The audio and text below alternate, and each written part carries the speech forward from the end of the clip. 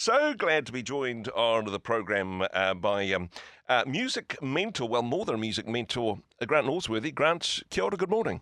Good morning. I feel the same way about your voice, Andrew. Intimidatingly good voice. Well, My goodness. I tell you what, if I could sing a little bit for you, then you'd think, oh, well, he's not that good, actually, because each to their own. I know, I love what you do, and I love how you do it, Andrew. Good job, man. Thanks, man.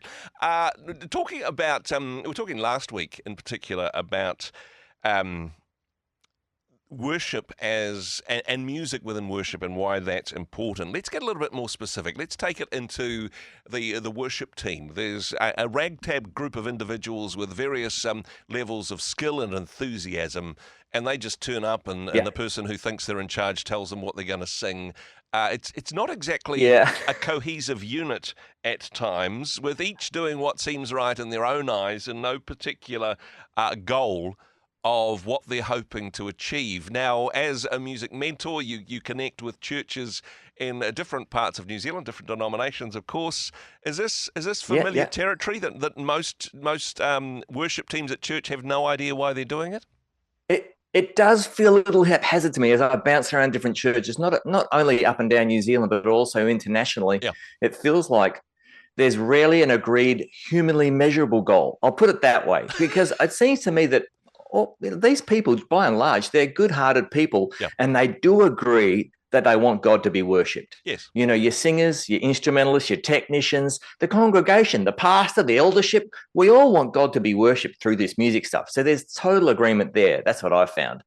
But what does it mean to worship God? And what are we actually trying to achieve in the room to worship God? That's where we start getting into this area where I sense there is a lack of a goal. Yeah, for sure.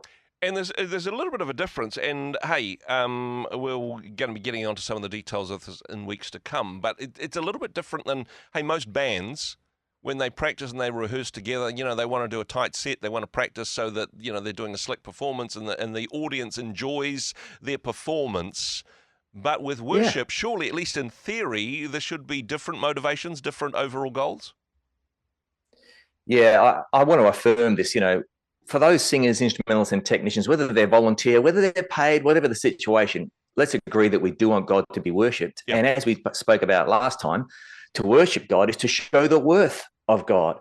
But any team that doesn't have a humanly measurable goal, like we need to be able to see whether we've achieved it or not, then actually you've got no goal at all. So that idea that God is worshipped through our songs is actually pretty tough for us humans to spot whether that's happened or not. Yeah. And actually different people would disagree about that. So we're trying to bring unity to this, but like a heavy metal band, they know they're a good heavy metal band if the crowd was headbanging. Yes. And they know they're not if the crowd wasn't. A dance band knows they're a good dance band if the dance floor is full.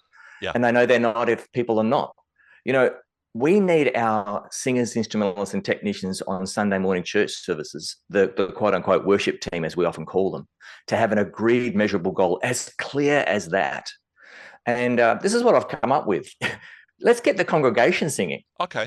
Let's realize we are here to support the voice of the congregation, help them to sing their prayers to God, their praises of God, their declarations of truth to God. We're not there to impress them with our musical prowess. We're not there to make them headbang. We're not there to have them applaud after the song and say bravo. Yeah. We're there to help them sing as a prayer, as an expression of worship to God. I know some church traditions, you can tell everyone's got into it because they've got their hands up and their eyes closed. I know different traditions may reflect that differently, but having the congregation participate in the singing and it's not just a band and audience relationship, it's a congregational worshipping together objective. Exactly. And that's a very different thing, isn't it?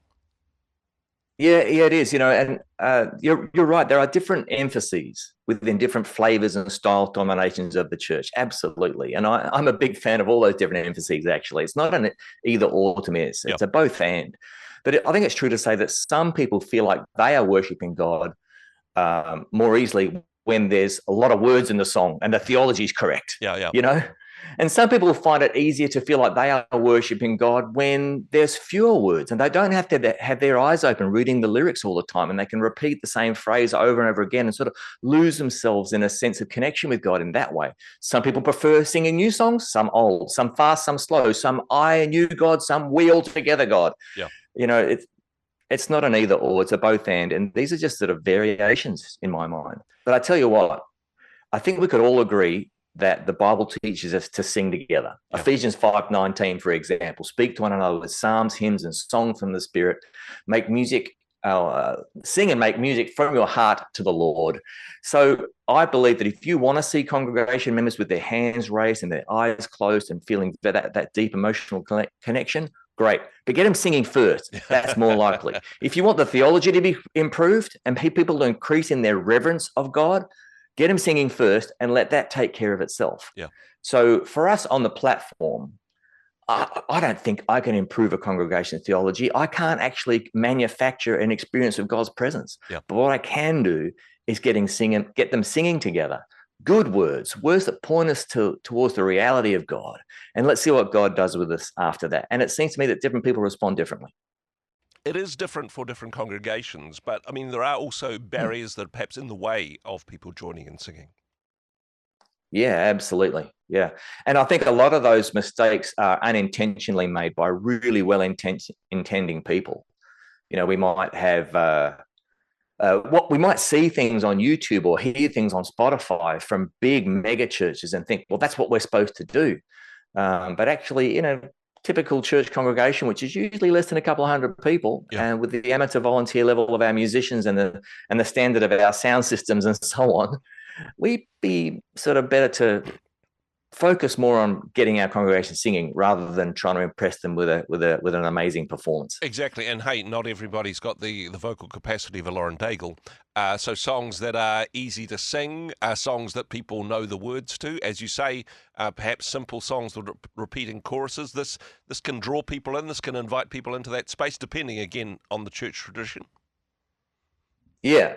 I'd like to think that this singing together is a good. I like to think of it as like a bottom rung of a ladder. Yeah. And the bottom rung that every flavor, style, denomination of the Christian church could agree on, because the Bible tells us to do this. Let's sing together and allow these words to flow through us. So then it becomes a matter of, when you are a singer or an instrumentalist or even a technician who's charged with this task of leading sung worship, rather than making sort of performance-y choices, we make congregational singing choices. I may not get to sing all my favorite songs. I may not be able to sing them in my key. I may not be able to be the volume level I might prefer. We've got to make choices that support the congregation, because what we ultimately want, Andrew, is that there's actually no barrier between the congregation and those who are on a platform. Yeah. We're actually all one band together. Invite the congregation to join the band with you. Realize they are not an audience, and actually focus on God as the object, or quote unquote, the audience for these songs. He is the audience, not the people in the pews or the cool comfy seats, whatever the case may be. And that's actually the higher joy for me. I'm on a platform, sure. I've got a microphone and an instrument, great. I got to choose the songs, sure. But it's my job to somehow help people to realize that God is with us and he is ready to receive these songs of praise from us together. Not me over them, not me demonstrating how I want to worship God through songs, but to warmly invite all of us to worship God through these songs. Yeah, this is a wonderful foundational principle, and as you say, it's good for a worship team to have a goal of what they're hoping to achieve, and hopefully this is first on the list. If people wanted to find out more about the mentoring that you offer in this space, because lots of experiences and lots of churches, as you say, around New Zealand and in different parts of the world who have benefited from spending time together, what's the best way to get in contact, Grant? How can they find out more? Yeah. Oh, I'd love to help. This is what I do. I'm in Upper Muteri, which is close to Nelson, but I'm ready to serve. And but you're not going to have me serve unless we're feeling like we know each other. So reach out to me. Let's make contact. Let's make time for a Zoom call. Best way to do that is through my website, morethanmusicmentor.com. Again, that's morethanmusicmentor.com. send me an email. You can find me on Facebook easily as well. And let's just start that conversation and see if I could help where you're at. I want to know what's going on for you, because I don't present a one size fits all. I need to know where you're at. Hey, Grant, appreciate the work that you do. Thank you for your ministry. Thanks for joining us today. You're welcome, Andrew. Thank you very much.